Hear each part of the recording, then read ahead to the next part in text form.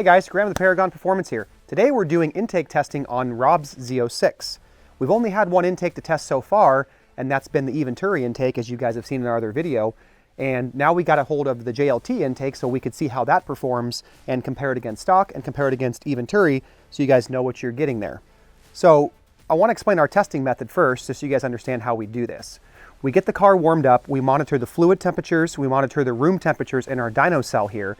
We make sure that all the runs are done from the same temperatures. That includes the air intake temperature, the coolant temperature, the oil temperature, and even the gearbox temperature. All these things make a difference in these cars in how much power we're going to see. We also do a number of runs back to back to establish a consistent power level. While we're doing the runs, I also log the car with HP tuners to make sure that we're running the same timing curve, fuel curve, and getting full throttle opening. If there's any variance in that, that can skew our numbers and we won't necessarily know what the parts are doing. So that's how we do the testing. So Rob's car is completely stock and he has some really good 93 octane in here. So the first thing I did was get the car warmed up and did a number of baseline runs just to establish a very consistent number that the car puts down. And that's the first number here in red, which is 610 horsepower and 423 torque. The next thing we did was put the JLT intake on, get the car back up to the exact same temperatures, and did several more runs again to establish a consistent baseline number. That is what you see here in blue. We did get a nice increase up to 628 horsepower and torque up to 429. Not a huge jump in torque, but certainly a nice jump in power. After that, we put the Eventuri intake on here and did the same thing. Same temperatures for everything and established a new baseline for the Eventuri intake. And that's what we see here in green. Horsepower peak 631 and torque peak up to 438. Then we lay all the graphs over each other to take a look at different RPM points and see how the intakes are performing. Now, this LT6 engine is very interesting. If you don't know much about it, do some research and look at the GM videos. It's very impressive. But one thing that's very unique to this engine is the intake plenum design.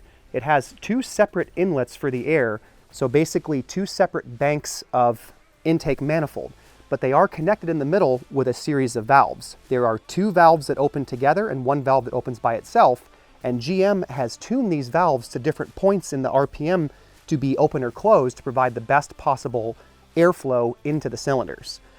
Anytime you see these dips here in the power, right about 4,500, again around 5,600, and one more time at about 68 to 6,700 RPMs, the car is changing the phasing of those valves. It's very audible as well. Even in stock form you can hear it, but especially when you put an intake on here, you can really hear when those valves change. And what we've noticed is that GM has done something with their airbox design that in a way neuters the airflow a little bit around the area where the valves phase, but does a good job of not really having the airflow change when the valves are moving.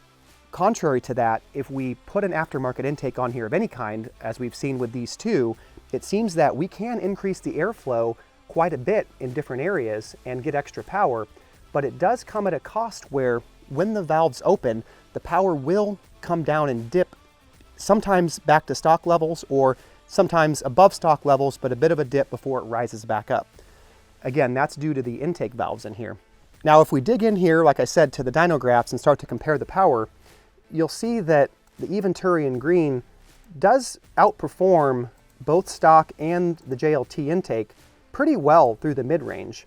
We get to a point here at about 5,600 RPM where the power does come back down to stock on the Eventuri, but the JLT actually dips below stock a bit before that point. So if we look at the numbers here, we're talking 436 for stock or Eventuri at that RPM point, whereas the JLT has come down to 417 when the valves phase. Now it picks back up, as you can see, after 5,900 RPMs, but that dip can be noticed and felt a little bit compared to stock. With the Eventuri intake, in my experience with this, you do feel these bit of dips when the valve changes, but the car continues to pull really smooth all the way through.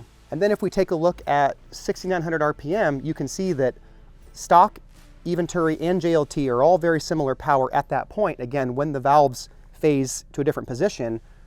But then from 7,000 RPM up, both the JLT and the Eventuri provide quite a bit of extra power compared to stock, so they are definitely both less restrictive. So Overall, both intakes do offer gains in various areas. From what we're seeing right here, Eventuri does perform more consistently and doesn't have as much, if any, of a dip below stock. We went through a number of test revisions of the Eventuri intake that they sent us to find the design that did work the best. In the early testing, we did find that some of the early revisions of this intake did drop below stock by quite a bit, and we kept working with new revisions to find something that was the best average performer all the way through. So there you guys have it with today's Z06 intake shootout. As we get more intakes on the market, we'll certainly get those in here. We'll get them on a test car and we'll see how they compare to stock and to these other two that are on the market now. But we want to at least show you guys these two options and how they compare to each other. If you guys have questions, ask them in the comments or send us an email, give us a phone call. And as always, please like and subscribe, and we'll see you guys next time.